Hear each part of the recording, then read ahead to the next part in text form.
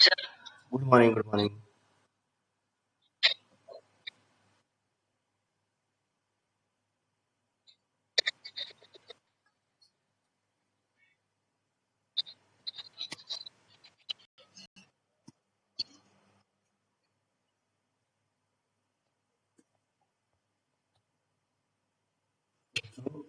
Question number mic off कर दीजिए आप लोग। Question number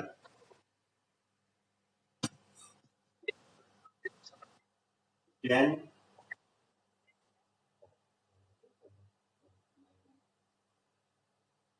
how how are involuntary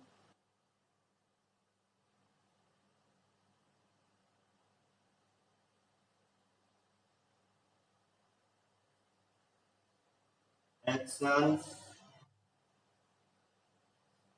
and reflex action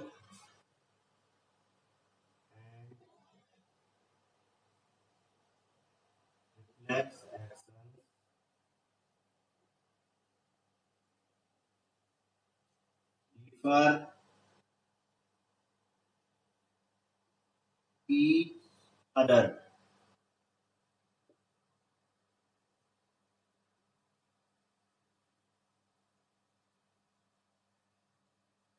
ऐसे अनैच्छिक क्रिया और प्रतिवर्ती क्रिया एक दूसरे से भिन्न है।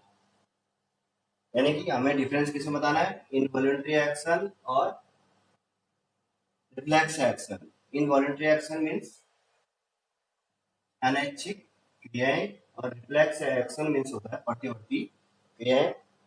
तो सबसे पहले क्या क्या बेसिस हैं, बेसिस के आधार पर आप इसमें समझेंगे। इनवॉलंटरी एक्शंस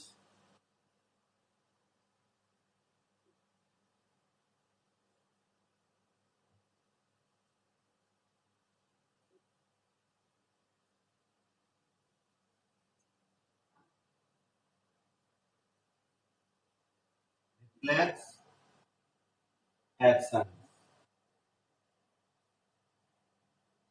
तो फर्स्ट बेस है इसका सिस्टम, SYSTM, सिस्टम तंत्र। तो involuntary actions they involve autonomic nervous system, they involve autonomic nervous system. यानी कि ये किसके द्वारा संचालित होते हैं? स्वायत्त तंत्रिका तंत्र। क्या क्या बता रहे हैं आपको? Autonomic nervous system, AUTO, autonomic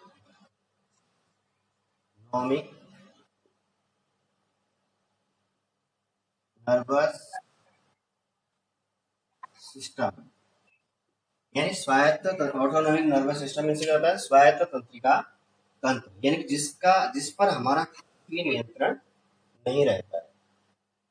reflex action they involve all parts of voluntary nervous system,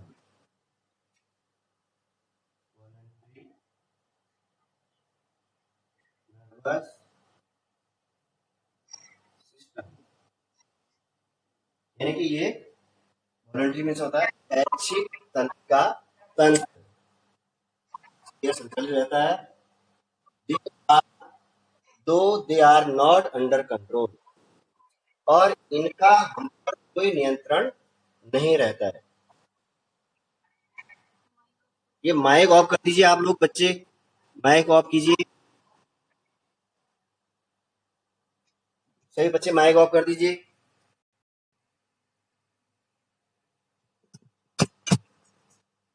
involuntary action यानी कि अनैच्छिक क्रियाओं में क्या होता है? They involve autonomic nervous system, यानी स्वायत्त तंत्रिका तंत्र के द्वारा ये संचालित होता है। और reflex action voluntary nervous system, यानी कि ऐच्छिक तंत्रिका तंत्र के द्वारा though they are not under our control,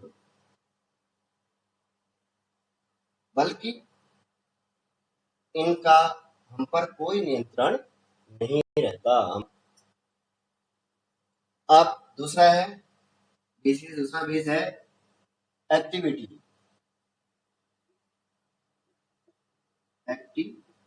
अभी आप लोगों को मैं पीडीएफ में भेज दूंगा, अभी खाली हल्का समझा दे रहा हूँ इसको। ये एक्टिविटी मीन्स यानी क्रिया, they involve functioning of the internal body part. तो ये हमारे शरीर के अंदर, इंटरनल बॉडी पार्ट यानी शरीर के अंदर के भागों में ये क्रिया करते हैं। और reflex action, they are concerned with emergency. और ये इमरजेंसी के समय, रिफ्लेक्स एक्शन के समय होता है ये, यानी जब अकस्मात कोई घटना होती है तो उस समय ये क्रियाएं होती हैं। अब है थर्ड पॉइंट इसका, डिवीजन। डिवीजन मीन्स यानी इसको हम कितने भागों में बांट सकते हैं, बांटना।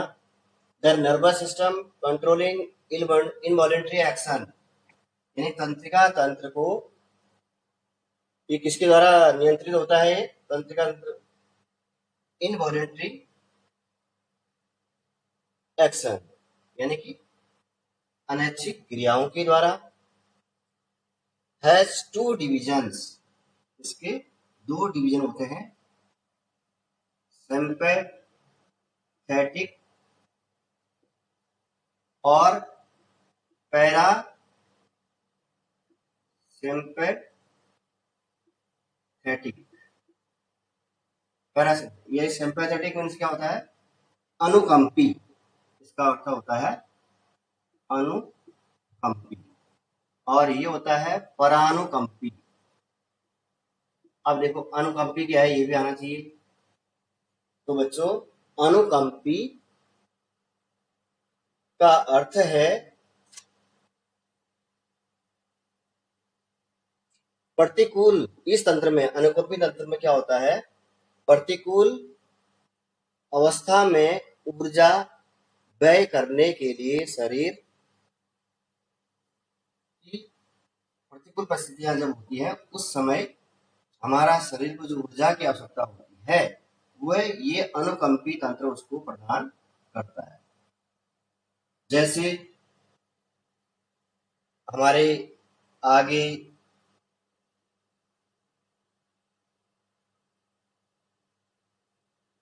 कोई अकस्मात घटना हमारे सामने होती है, जैसे हमारा हाथ किसी गर्म वस्तु पर पड़ता है, या जैसे हमारे आंखों में तेज तीव्र प्रकाश पड़ता है, तो हमारी पुतलियां क्या हो जाती हैं, उस समय सिकुड़ती हैं। और या जब हम अंधेरे में जाते हैं उस समय हमारी पुतलियां क्या होती हैं, फैलती हैं। तो ये अनुकंपी में उसके लिए ऊर्जा प्रदान करने का कार्य करता है। और परानुकंपी, परानुकंपी में क्या होता है बच्चों, ऊर्जा संचय से संबंधित क्रिया को बढ़ाता है, ऊर्जा को स्टोरेज करने के लिए ये उसका भंडारण करने के लिए ये तंत्र काम करता है, परानुकंपी। तो ये इसको दो भागों में बांटा गया है, किसको, इनवॉलेंट्री एक्शन को, अनैच्छिक क्रियाओं को, सिंपैथेटिक और पैरासिम्पैथेटिक। अब इनवॉलेंट्री एक्शन आप समझ रहे होंगे क्या होगा। इनवॉलेंट्री एक्शन क्या होगा, जैसे जैसे हमारे हार्ट का बीट होना इनवॉलेंट्री एक्शन है। हमारे हार्ट पर हमारा नियंत्रण रहता है, हमारा कंट्रोल रहता है, नहीं रहता है ना। और जैसे ही हमारे जो हम भोजन करते हैं तो हमारी आंतों में भी जो है ये होती है पेरिस्टाल्सिस। पेरिस्टाल्सिस मीन्स होता है कर्मानुकुंचन गति। तो ये भी होता है जिसके द्वारा ये इनवॉलेंट्री एक्शन होता है। अब रिफ्लेक्स एक्शन, तो ये डिवीजन में रिफ्लेक्स एक्शन समझेंगे आप। They are no such division, उसको दो किसी भी भाग में हम बांट नहीं सकते। नो सच डिवीजन, ये इसे किसी भी भागों में, कितने भागों में नहीं बांटा गया है। अब है स्टिमुलाई, अगला विषय है स्टिमुलाई मीन्स क्या होता है? उद्दीपन। तो बच्चों आप इनवॉलेंटरी एक्शन में समझेंगे, यानी कि अनैच्छिक क्रियाओं में they occur in response to internal stimuli, यानी कि दे अकर यानी वे, अकर में से होता है उत्पन्न होना, इन रिस्पॉन्स प्रतिक्रिया के लिए, टू इंटरनल स्टिमुलाई यानी कि अंतः उद्दीपन के लिए वे क्या होते हैं? उस प्रतिक्रिया के लिए वे उत्पन्न होते हैं। अब रिफ्लेक्स एक्शन में they commonly operate against harmful stimuli, वे वास्तव में उनका संचालन किया जाता है अगेंस्ट में से विपरीत, हार्मफुल मीन्स हानिकारक उद्दीपनों के लिए, स्टिमुलाई मीन्स होता है उद्दीपनों के लिए, विच आर जनरली एक्सटर्नल, और ये क्या होती है? एक्सटर्नल होती है, यानी कि बाह्य होती है। कैसी होती है ये? एक्सटर्नल। और ये कैसी थी स्टिमुलाई? Involuntary, internal. इंटरनल जैसे हमारा हार्ट भी इंटरनल। एक्सटर्नल क्या हो गया? जैसे हमने कोई स्वादिष्ट भोजन देख लिया है ना, तो हमारे मुंह से लार आ जाती है, क्योंकि रिफ्लेक्स एक्शन का ही उदाहरण माना जाता है। और यदि जैसे हमारे नाक में कोई वायु अवरुद्ध हो जाती है तो हमें छींक आ जाती है, स्नीज आ जाती है। और यदि हमारे शरीर में ऑक्सीजन की कमी हो जाती है तो हमें यानिंग आती है, यानी कि हमें उबासी आने लगती है। तो ये यानी क्या है? ये सब ये एक्सटर्नल। अब अगला बेस है occurrence.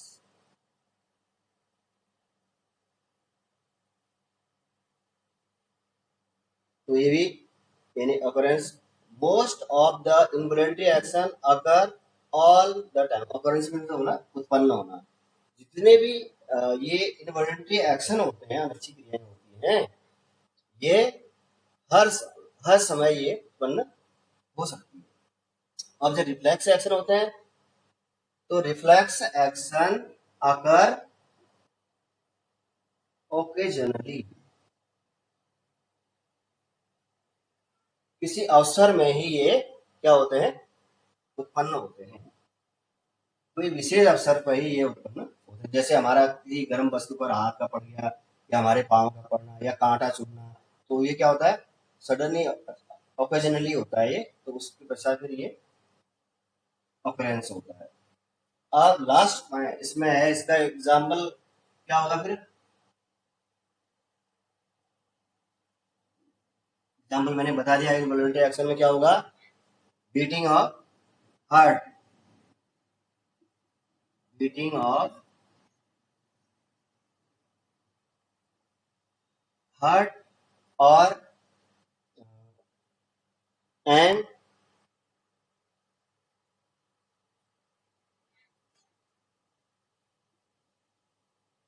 Peristalsis, peristalsis. Peristalsis means होता है क्रमानुकुंचन, क्रमानुकुंचन। क्रमानुकुंचन का मतलब यानी भोजन को एक क्रम के अनुसार आगे की ओर खिंचाना, हाँ, हमारी आंत में। अब रिफ्लेक्स एक्शन का एग्जांपल क्या है? Closing of I,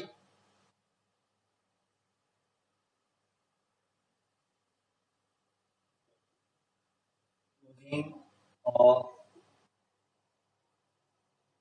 I when light is flash on them, when light is flashed on them। एक आंख का सिकुड़ना जब उसमें क्या पड़ती है? हमारे आंख में लाइट पड़ती है। तो ये आपको अभी पीडीएफ में भेजूंगा मैं, हल्का सा आपको मैंने समझा दिया ये। तो अब next question.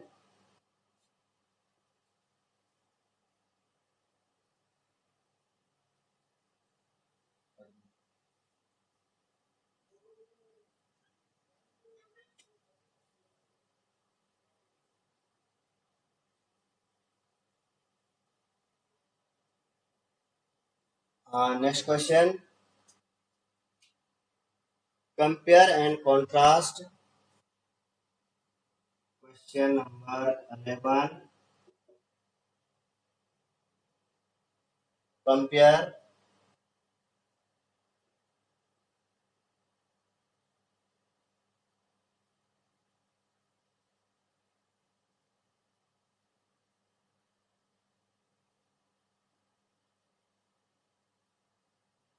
and contrast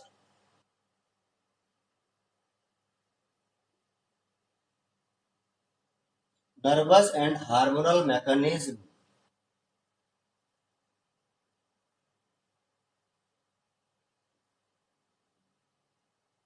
Nervous and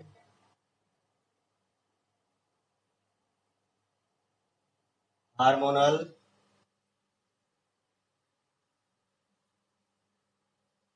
mechanism of mechanism for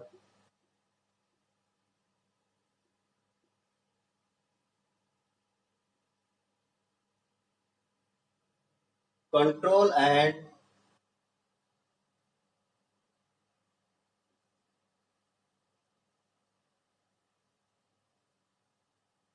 control and coordinations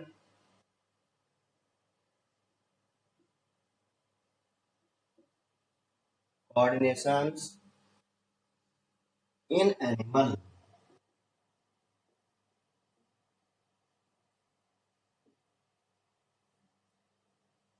यानी कि हमें नर्वस मैकेनिज्म और हार्मोनल मैकेनिज्म यानी कि तंत्रिका की क्रियाविधि और हार्मोनल क्रियाविधि के बारे में,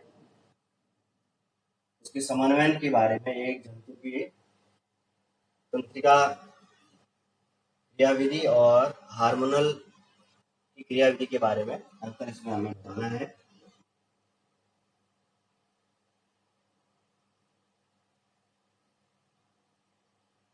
तो इसमें भी इसके क्या क्या है बेसिस ये लिखेंगे आप, जैसे पहले आपने किया था।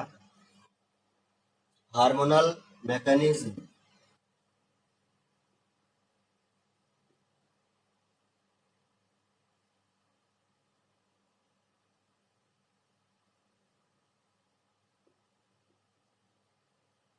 जैसे इंडोक्राइन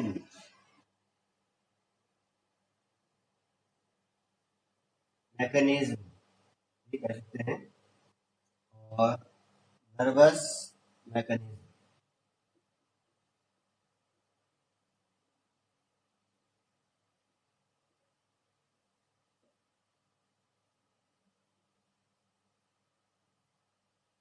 इसमें बेसिस क्या है?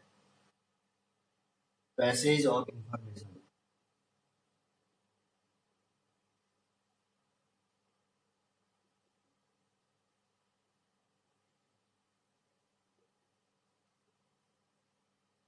पैसेज ऑफ इंफॉर्मेशन पैसे क्या हुआ?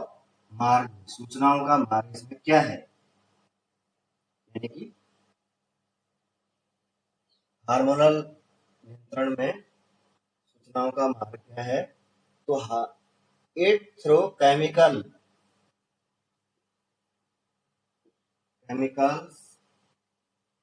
Card hormone.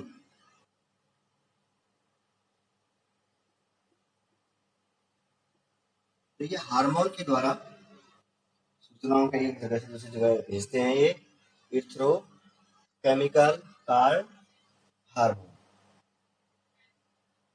और नर्वस मैकेनिज्म में it is through electrical conduction. Electrical conduction यानी कि वैद्युत संवहन के द्वारा ये सूचनाओं को एक जगह से दूसरी जगह भेजते हैं। और दूसरा डिफरेंस है सेंसरी रिसेप्टर्स। सेंसरी रिसेप्टर्स यानी संवेदी संविधान, रिसेप्टर्स में होता है संविधान। तो जो हार्मोनल मैकेनिज्म में क्या होता है, ये अब्सेंट होता है, रिसेप्टर्स नहीं होते हैं इसमें, और नर्वस मैकेनिज्म में ये प्रेजेंट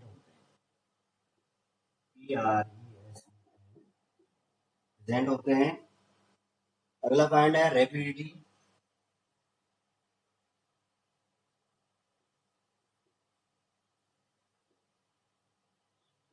रैपिडिटी मीन्स होता है तीव्रता या द्रुतता। The system is comparatively slower. Hormonal क्या होता है, स्लोअर होता है, ये किसके द्वारा फ्लो होता है, ब्लड के द्वारा।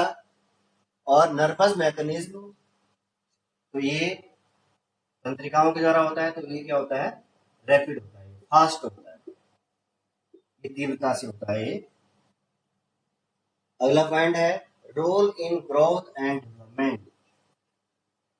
Role in growth and development, यानी वृद्धि और विकास में इसकी क्या भूमिका होती है।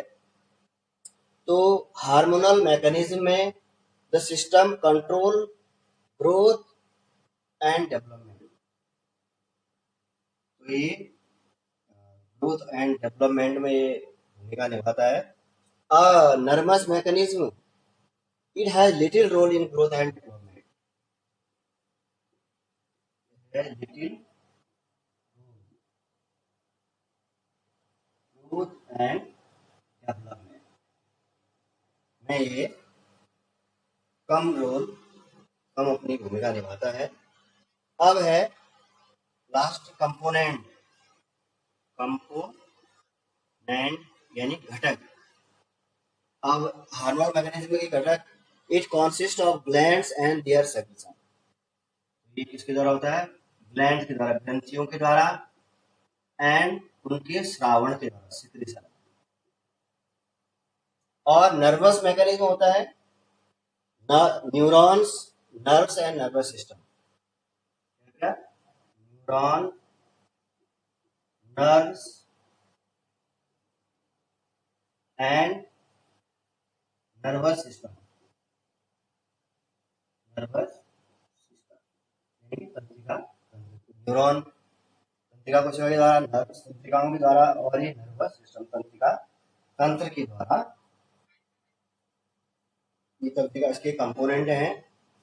अब एक्शन, लास्ट पॉइंट इसमें है एक्शन, यानी कि ये कैसा होता है, इनवॉलंटरी, यानी कि अनैच्छिक। कैसा होता है ये, इनवॉल्यूंटरी। और ये कैसा होता है, ये वॉलेंट्री भी होता है और इनवॉलेंट्री भी होता है, यानी कि ये ऐच्छिक भी होता है और अनैच्छिक भी। कौन, नर्वस मैकेनिज्म। तो बच्चों, ये आपको पीडीएफ के द्वारा भेज दिया जाएगा, तो इसको आप पीडीएफ से और अच्छे से याद कर लेंगे। तो ये एग्जाम के लिए इम्पोर्टेंट भी है ये।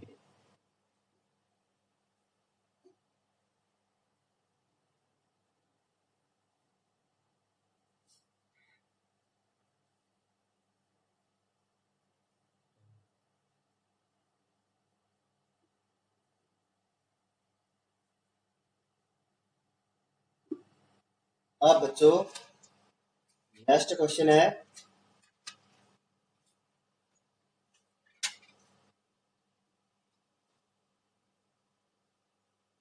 तो ये जैसे आपके जो एक्सरसाइज के क्वेश्चन हो गए, इंड हो गए, ये एक्स्ट्रा क्वेश्चन है, extra question.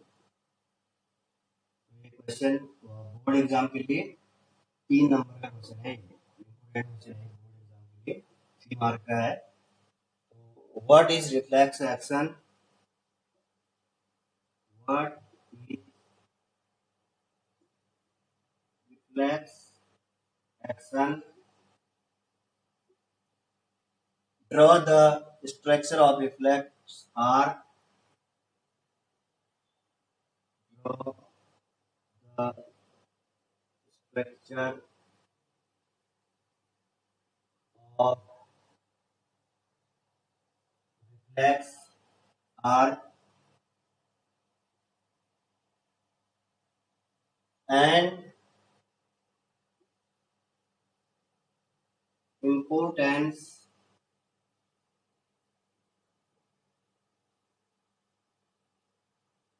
of reflex action।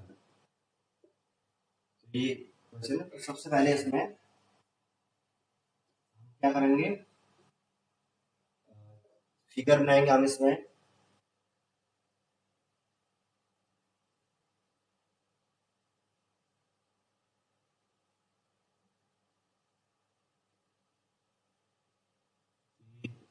क्या कर रहे हैं हम, वाटर हम क्या कर रहे हैं, बॉयल कर रहे हैं।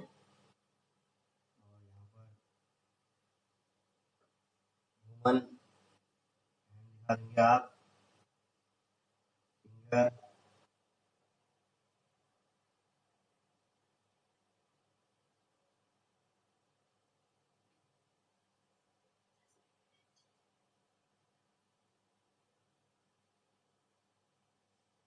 यदि बच्चों टाइम चले भी जाता है तो आप रीएडमिट हो जाएंगे, इसमें ध्यान रखेंगे।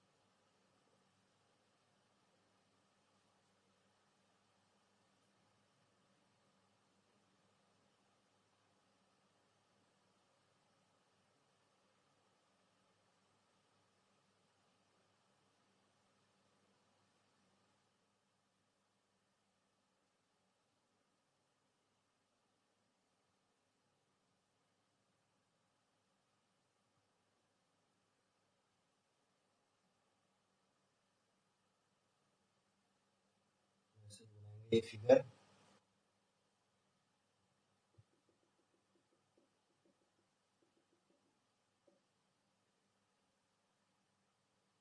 ये क्या है, रिसेप्टर्स। रिसेप्टर्स मींस संवेदनाओं को ग्रहण करते हैं। रिसेप्टर्स इन स्किन, स्किन भी क्या है, हमारी संवेदनाओं है ना।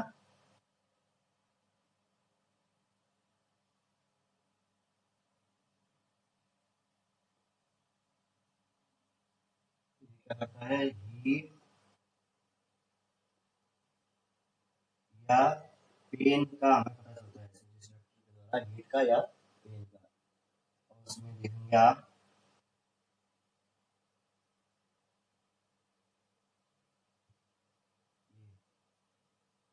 ऐसे जाएंगी और ऐसे इसमें आएंगी। तो ये सेंसरी न्यूरॉन है, संवेदी न्यूरॉन तंत्रिका है ये। न्यूरॉन, और उसके बाद है ये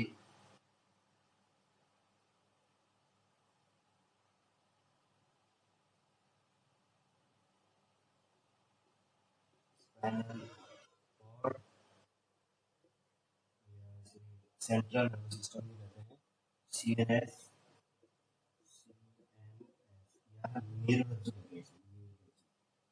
और उसके बाद फिर यहाँ से जो मैसेज होता है वो कहाँ जाएगा, जो भी कार्य हो जाता है सफल होने का सूचना लास्ट में आ जाती है हमारे ब्रेन को जाती है। और ये जो देख रहे हैं आप, ये है रिले न्यूरॉन, सूचनाओं को भेजने का कार्य, रिले में से संप्रेषित कहते हैं, उसे भेजना।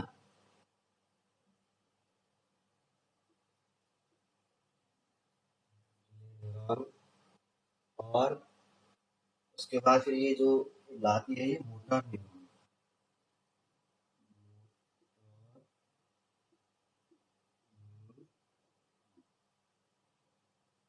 ये है आपका क्या, रिफ्लेक्स आर,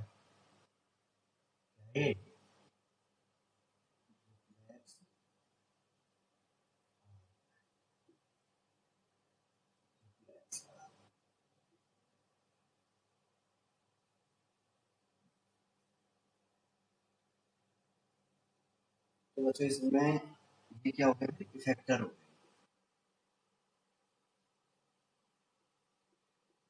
अपवाहक,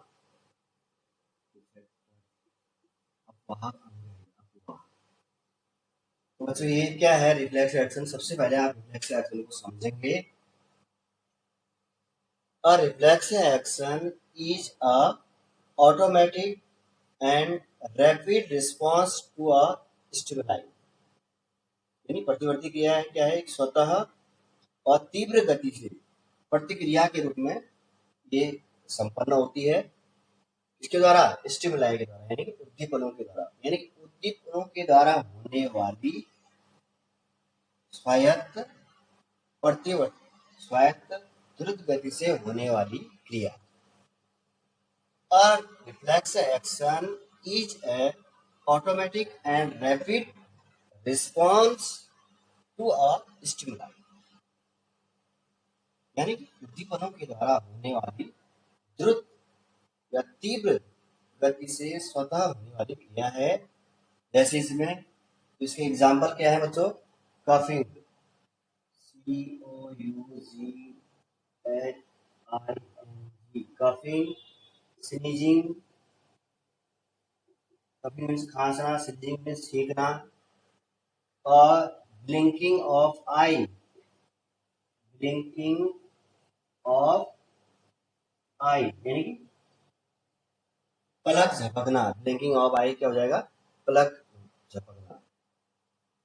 और यानिंग, YAWNING,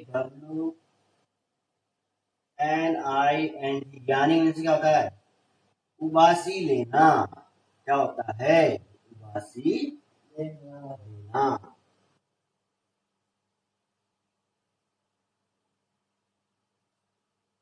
और कफिंग मीन्स खांसना, स्नीजिंग मीन्स छींकना, ब्लिंकिंग ऑफ आई मीन्स पलक झपकना। तो बच्चों ये इसके क्या है example, it protects the body from damage, यह हमारे शरीर को डैमेज होने से बचाता है। And does not involve conscious thought, और यह किसी भी विचार या सचेत, कॉन्शियस मीन्स होता है सचेत होने को, हमें इसमें सचेत रहने की आवश्यकता नहीं है, अपने आप ही यानी कि ये कार्य करना शुरू कर देता है। Reflex action are